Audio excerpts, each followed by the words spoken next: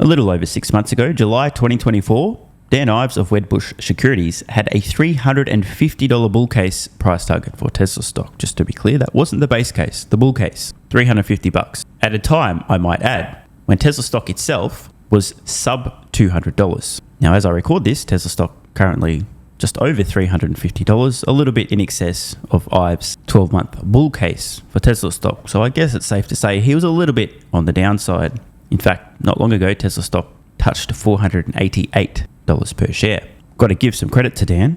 While others were panicking, dumping Tesla stock, reducing price targets, he held relatively steady. Fast forward to today, and Dan Ives now has a $650 bull case price target for Tesla for 2025. So before we get to what Dan has to say about Tesla today, I just want to explain the reason I brought up Dan's bull case of $350 just over 6 months ago. Less than a year later, Tesla stock at its peak had exceeded that bull case by about 40%. Now, this isn't to roast Dan, it's just to add a little bit of perspective. As I record this, I'm just checking the Webull app right now. The average analyst price target on Tesla stock is currently $343 per share.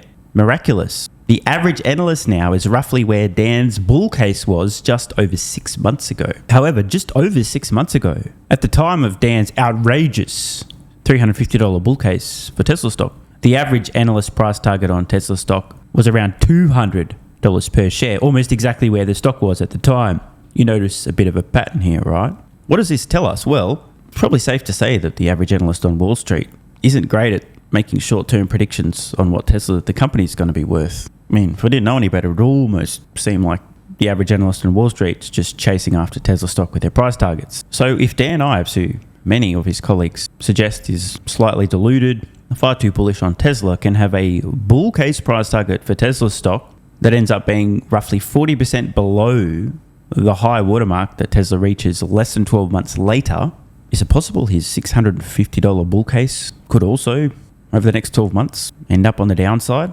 A little low? Well, time will tell. Let's play a fun little game called Imagine If. Imagine if Tesla stock once again miraculously happened to surge about 40% beyond Dan's 2025 bull case of $650 per share. Anyone want to guess? Where do we end up? $910 per share. Now, I'm not predicting this will happen, nor is Dan, to be clear, but it is an interesting reference point, given the fact that just over 6 months ago, Dan has a $350 price target on Tesla stock for the bull case, not the base case, and Tesla stock flies past that by 40%. Just a bit of food for thought. Joining me now is Dan Ives of Wedbush. He's the global head of tech research. Well, Dan, I think I summarized it pretty good, but you think another trillion in market cap from here? I mean, Kelly, I think the golden goose is autonomous. I think that's worth $1 trillion in terms of valuation. The federal roadmap will now start to get paved. And that's ultimately, from a valuation perspective, I think autonomous and robotics is more than the company itself. So I get some of the brand issues and maybe some of the headwinds in Doge and, you know, in terms of everything Musk is doing in the Beltway.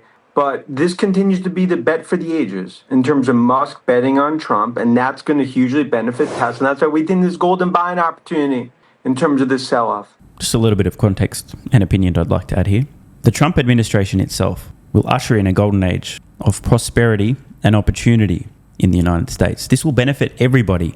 It will actually accept unemployed communist students who just want everything given to them because capitalism bad. But everybody else, people who work, small business owners, large businesses, everybody is going to benefit and flourish. Energy costs will come down, cost of goods and services will come down. Interest rates too will be on their way down. There'll be huge amounts of job growth, job creation, lots of opportunity.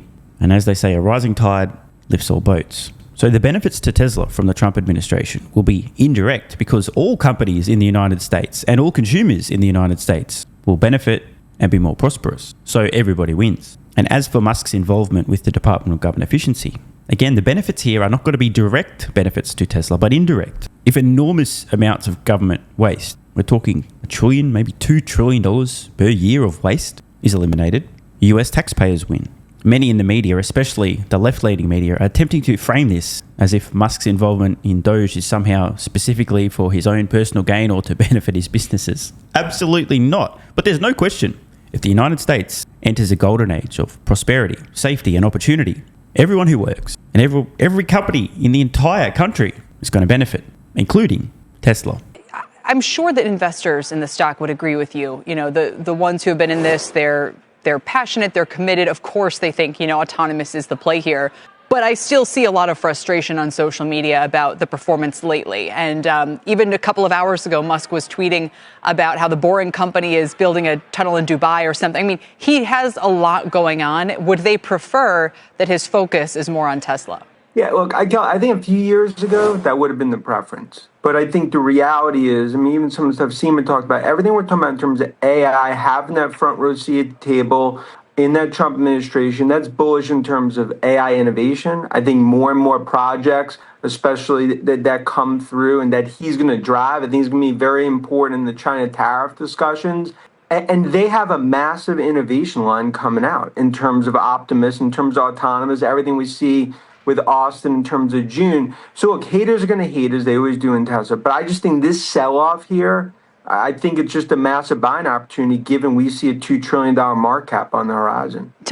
I think a lot of folks, Dan included, are somewhat overplaying the direct benefits to Tesla here from Musk's involvement in Department of Government Efficiency and having Trump's here. Don't get me wrong, it's not bad. And there'll certainly be a few conversations between Trump and Musk. But for the most part, the focus there is on the Department of Government Efficiency. Trump might have a few questions, hey, what about this, blah, blah, blah. But at the end of the day, Elon is there to help discover, reduce, prevent, stop waste, abuse, and fraud in terms of government spending, to help make the US government more efficient. I don't think he's going to have shit to say about tariffs. I don't think he's going to have shit to say about autonomy. That stuff, those decisions will be made by other elements of Trump's administration and his team. Musk is maniacally focused on the Doge mission, and that's it. Now, Dan made a point that a few years ago, Tesla investors would be pretty pissed if Musk was quote-unquote distracted with Doge. And yeah, look, if you go back far enough in time, if this was production hell for Model 3, absolutely, people would be fuming. At that point in time, it was existential, right? You fuck up Model 3 ramp, company goes out of business, or has to raise so much capital and shareholders get super diluted and they're very fucking mad. But we're at a point now where Tesla's almost in cruise control. Between two growth waves, there'll be a few challenges potentially in ramping up production of the new, more affordable vehicles. That's not happening yet, but it is first half of this year. A lot of people seem to have this impression, though, that Elon needs to be constantly present at Tesla for them to continue to progress. But Tesla's building beautiful systems now. They've got the data flywheel with autonomy. I mean, what do you want Elon to do? Just sit there and be cracking a whip at the people working on FSD? Hey, accumulate data faster. Tesla, the company, is now in a fantastic position. Now, there'll obviously be periods of time, new vehicles entering production, the more affordable models, where Musk's presence will be needed. There'll be some fires to put out, some problems to solve potentially. But did you notice that the refreshed Model Y managed to launch globally while Musk was quote-unquote distracted on the ground campaigning for Trump in Pennsylvania, now involved in Department of Government Efficiency, and the company didn't miss a beat, didn't bat an eyelid? It is also worth noting that the Department of Government Efficiency, Doge, actually has an expiry date, the 4th of July, 2026. So at most, this project is done and dusted by mid-next year, at which point mass production of Tesla Cybercab will be underway. Perfect timing. Tell me about the China business. How much under threat is it, and what do you think might happen there on the tariff front? Yeah, look, I think they're actually going to be least exposed when it comes to China, just because I think there will be exclusions when it comes to tariffs for Apple, for Tesla, some of the chips from NVIDIA. And look, 40% plus of demand as well as manufacturing comes out of China. But that's also why, Musk is 10% politician, 90% CEO. He plays well in the sandbox in Beijing. They want that trophy case of Musk and Tesla in China. That, by the way, a very important point from Dan. I talked about this in the past. When Tesla announced their first foreign factory, it was in Shanghai. The CCP rolled out the red fucking carpet, got down on their knees and said, "What do you want me to do, Daddy?" The CCP forced local lenders to give Tesla below market rates on finance to build the factory. Immediately abolished import duties on Model S and X are being produced in the US coming into China. And first time ever, a foreign automotive manufacturer was allowed to wholly own a factory in China. Dan summed it up perfectly. Having Tesla have a factory in China is a huge trophy, a huge win. Also spurs a lot of innovation and potentially provides some stuff for copying.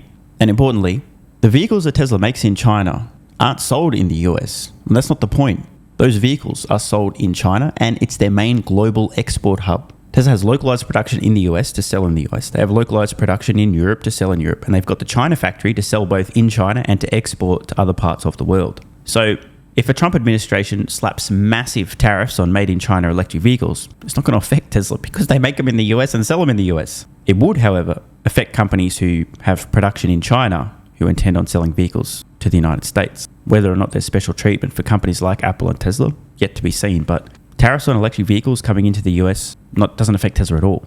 And he's one of the rare people, along with Cook, that's able to be successful in China as well as the US. And I think a lot of sort of the worries there are well overdone. I think growth will return in terms of the China market. All right. Do you think that is also what makes Musk's presence in Washington more help than hindrance? And how should competitors think about that? Yeah, I mean, look, he's one of the rare ones that basically has that blessing from Beijing. And that's something from a Trump perspective as we get into these tariffs, as you'll see, obviously coming up today and just over the coming months. He's going to be a huge asset for Trump when it comes to China. He understands Beijing, has strong relationships in the government there, and also he understands AI. I mean, it goes back to NVIDIA, chips, everything we're seeing with Apple. That's why the street, I think, is kind of saying in this game of high-stakes poker, not as worried. That's what you're seeing in the stocks. But I do believe Musk, despite all the sort of worries, him having that front row seat in the White House is bullish for Tesla. And I think $1 trillion is the autonomous value. That's why I just view this as noise, despite some of the pain in terms of the sell-off. So Dan making plenty of reasonable points. I just wanted to rewind quickly again to remind people the analyst disclosures. I'll tell you what, I hope Dan's got an extremely high income over at Wedbush because Tesla stock, Dan doesn't own it. Dan's family doesn't own it. Dan's firm doesn't own it, at least not more than a 1% position. Tesla's not an investment banking client. And there's no other conflicts. I always scratch my head wondering, how do analysts who are covering massively disruptive companies not at some point go, hang on a minute, if I can just put away a year's salary and invest in this company here, I'm going to massively out-earn what I would in compensation continuing to cover the stock as an analyst at my firm on capital growth on the actual stock, which I can't buy now because of potential conflicts. Why don't I just quit my job, invest hard, and ride off into the sunset? And I still don't know. So anyway, Dan, a voice of reason at the moment. Good to see. There's definitely a lot of noise at the moment. And by the way, it is only going to get worse. The narrative, as Doge continues to discover incredible amounts of waste, misuse of American taxpayer dollars, and straight up fraud. Everyone involved in the grift, all of the swamp creatures, plus the left-leaning media are going to continue to amplify their attacks on Musk. They'll get more and more absurd. They're going to try and drive a wedge between Musk and Trump. It's already starting to happen. The narrative, Elon distracted, Elon in Doge for self-interested reasons, constitutional crisis, whatever it is, it's only going to get worse. And this, if you're a Tesla investor, is the perfect setup. Robotaxi's launched mid this year in Austin. And the perception will continue to become even more hysterically bearish on the company. The Elon distracted factor. Couldn't have asked for a better setup. Want more content? Early access? Bunch of perks? Click the links in the pinned comment.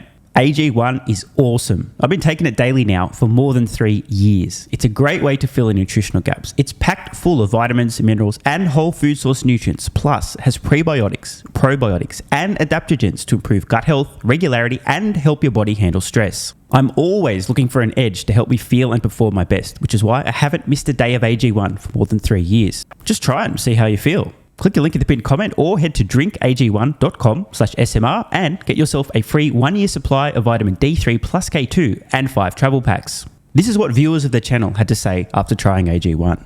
I feel like I have a lot more energy since I started on AG1. Just got my AG1 in the mail, legit feeling the effects after day 3. 3 months ago, I started AG1 and have been enjoying the evenness of alertness and energy that lasts the day. I just started the wife on it too. Are you convinced yet? I mean, hey, it's worth trying, right? Click the link in the pinned comment or head to drinkag1.com/SMR or I can keep going. This viewer, after about a month on AG1, definitely a lack of fatigue in the afternoon. Pleasant side effect is that my coffee intake has imploded and is almost down to 0. One more? Yeah, why not? I honestly feel younger and will be continuing to use AG1. This stuff really is crazy good. I didn't think it would be, but this stuff is awesome. It really is what everyone is saying. One more? Don't mind if I do. I've just received my 3rd month supply. I've drank it every day. I have so much energy throughout most of the day. I'm productive, started a new business, started socializing, refurbished a boat. It's no coincidence. Thank you for your persistence, your integrity, and your insights. And look, these are not my words. These are not my testimonials. This is what you guys and girls are saying. Maybe it's 100% placebo effect. But even if that's the case, I think it's money well spent. Click the link in the pinned comment or head to drinkag1.com/SMR and get yourself a free 1-year supply of vitamin D3 plus K2 and 5 travel packs.